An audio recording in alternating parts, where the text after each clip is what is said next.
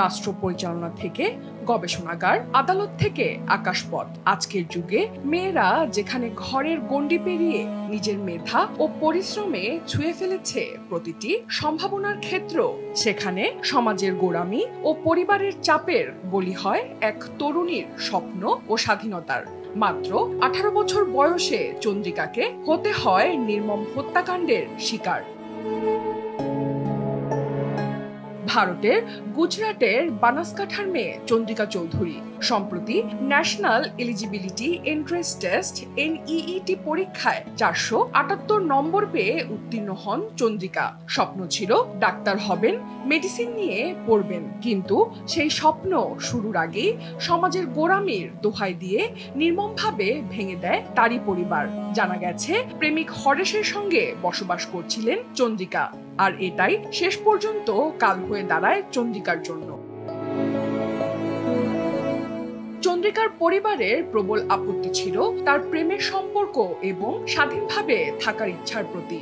FIR এ উল্লেখিত অভিযোগ অনুযায়ী চন্দ্রিকার বাবা সেন্ধাভাই পাটেল ও চাচা শিবভাই পাটেল প্রথমে ঘুমের ওষুধ মিশিয়ে তাকে অজ্ঞান করে। এরপর চাচা শিবভাই গলায় ওড়না পেঁচিয়ে শ্বাসরোধ করে হত্যা করে চন্দ্রিকাকে এবং দেহটি ঝুলিয়ে রাখার চেষ্টা করে যেন আত্মহত্যা বলে মনে হয়। রাতের অন্ধকারে আত্মহত্যার নাটক সাজালেও সকালে পরিবারের ভাষ্য বদলে যায়। তারা দাবি করেন মেয়ের মৃত্যু স্বাভাবিক, চন্দ্রিকা হার্ট অ্যাটাকে মারা গেছেন। ময়নাতদন্ত না করেই তড়িঘড়ি চন্দ্রিকার দাহ সম্পন্ন করা হয়।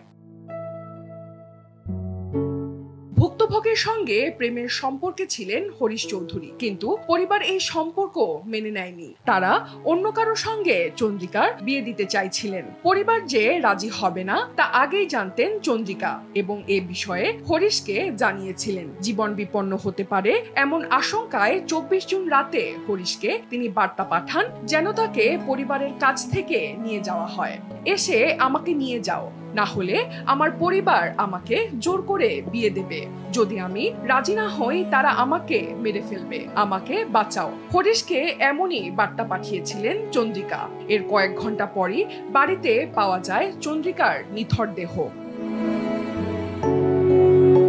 চন্দ্রিকা নিহত হওয়ার আশঙ্কায় আদালতে হেবিয়াস কর্পাস পিটিশন দায়ের করেছিলেন হরেশ, কিন্তু শুনানির আগেই খবর আসে তিনি মারা গেছেন। পরিবার স্বাভাবিক মৃত্যু দেখিয়ে মৃত্যু সনদ জমা দেয়, কিন্তু হরিশ এতে বিশ্বাস করেননি। তিনি পুলিশের কাছে তদন্তের আবেদন করেন। পুলিশ তদন্তে পারিবারিক বক্তব্যের অসঙ্গতি, প্রযুক্তিগত প্রমাণ এবং ঘটনার পরিস্থিতি মিলিয়ে নিশ্চিত হয় এটি একটি পরিকল্পিত হত্যা। চাচা শিবভাইকে গ্রেফতার করে পুলিশ, তবে বাবা এখনো পলাতক। তদন্তের বিবরণ জানিয়ে ASP নালা বলেন, ভুক্তভোগের বাবা ও কাকা হত্যার পরিকল্পনা করে তা বাস্তবায়ন করেছিলেন। ঘটনার কয়েকদিন আগে চন্দ্রিকা হরিশের সঙ্গে বাড়ি ছেড়ে গিয়েছিলেন, কিন্তু পুলিশ তাদের খুঁজে পায় এবং পরিবারের নিখোঁজ ডায়েরির পর তাকে আবার বাড়ি ফেরত পাঠানো হয়। তিনি আরো জানান, স্বাভাবিক মৃত্যুর ক্ষেত্রেও পরিবার সাধারণত চিকিৎসকের পরামর্শ নেয়, কিন্তু মেয়েটিকে কোনো চিকিৎসকের কাছে নেওয়া হয়নি। তড়িঘড়ি করে দাহ সম্পন্ন করা হয়। মৃত্যুর পর কাছের কোনো আত্মীয়কে, এমনকি পালানপুরে পড়াশোনা করা ভাইকেও খবর দেয়া হয়নি। এতে পরিবারের গোপন কিছু থাকার সন্দেহ হয়।